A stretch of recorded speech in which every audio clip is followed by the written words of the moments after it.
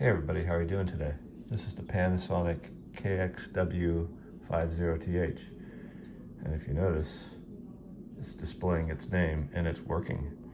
The reason for that is that green capacitor right there in the middle is a brand new capacitor in 2023. This is its original capacitor from 1986 or 1987. Over here are the replacements. So they're much different today than they were in the past, but I have a working typewriter.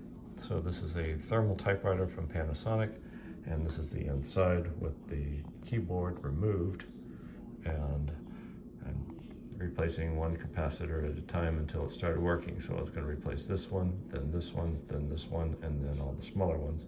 So far it's just this one, but for preventative maintenance, I will go through and replace this one as well.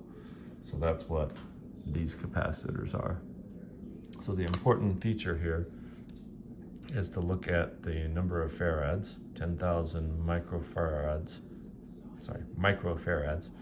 at 16 volts. So that is exactly what I replaced here. You could go with higher voltage, but that's not the thing that I want to do here. Just don't go below. So 16 volts, 10,000 microfarads, 16 volts. So that's what's in place here. It wasn't too hard to take out of there. I had to use a soldering iron, of course, and some desoldering braid from an old place that we call Radio Shack from the 1990s. So that's what it is. That was the issue. I'll go ahead and replace the other one and put this thing back together again, and we'll have a brand new, or good as new, typewriter. Thanks for watching.